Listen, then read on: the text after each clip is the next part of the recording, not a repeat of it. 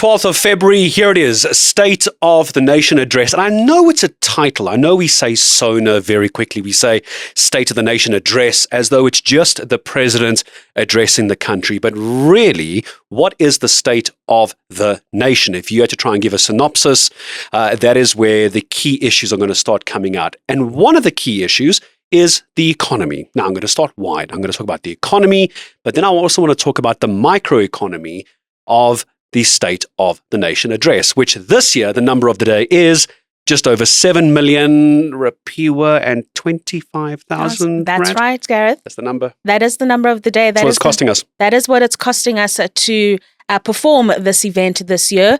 It's quite significantly lower than the 12 million rand that was spent last year. Wow. About 9 million of that alone goes to equipment and broadcasting equipment. So it's quite a number that they spend on the SONA. And one wonders, is it absolutely necessary to be spending that much on an evening of a State of the Nation? And I'll tell you why it's a good question to ask, because I've covered a few of them as well, and many other journos and other news agencies as well.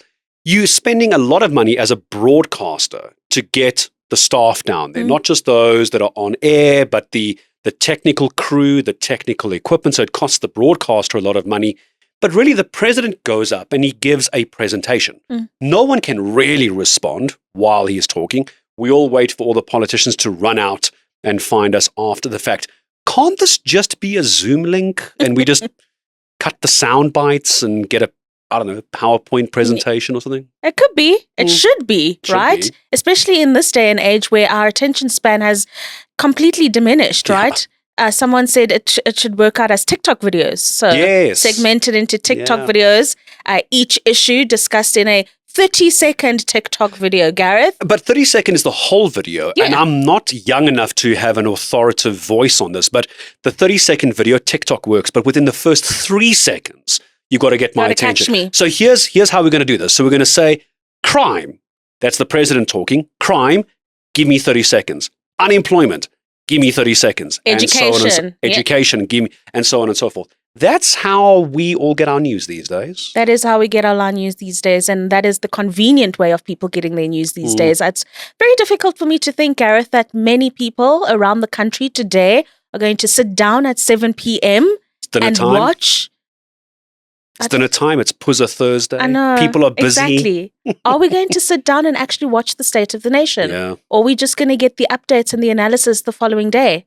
Which is what I think is going to happen. So the 7 million you're talking about, just over 7 million, we need to remember as well that right now it's still being held down at City Hall. Yes. This isn't the ordinary venue for this. So is this still good money for a venue like this? But as you say, a lot of it's going to the technical side, isn't it? Kolile George, the Parliament Secretary, actually indicated that the cost of hiring City Hall is minuscule compared to what they pay for the broadcast equipment, for the IT services and everything. So the bulk of that goes to everything but the hiring of City Hall. So it's the plugging in of the cables. It's the plugging in of the cable. Cameras with the right angle. We get the shot of the jets flying over if the weather's on their side. I wonder then, and this is perhaps a little out of my depth, but I would have thought as a public broadcaster, the SABC would have been the one to get all that kind of work, and everybody else, every online, that is plug in, exactly.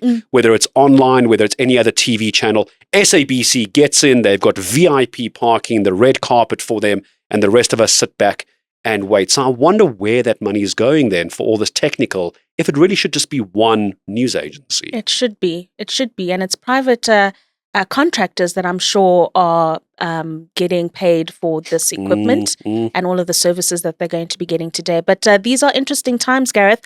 I must just tell you, back in 2020 when COVID hit, the State of the Nation address cost a mere 2.1 million. Is that so because it can be done? It can be done. You actually just made our point, didn't you? So it can be done. Was that that would have been what, virtual?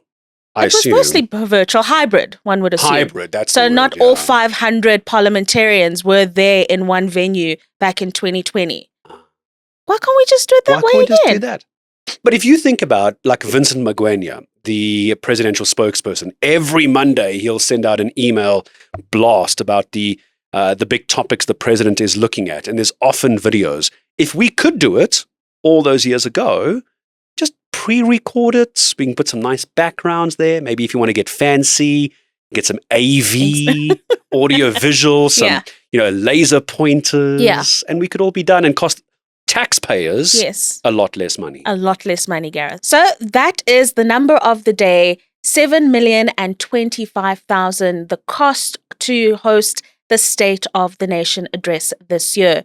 Do keep it locked on enca.com, where you can get rolling coverage of the SONA, as well as DSTV channel 403 and our digital platforms.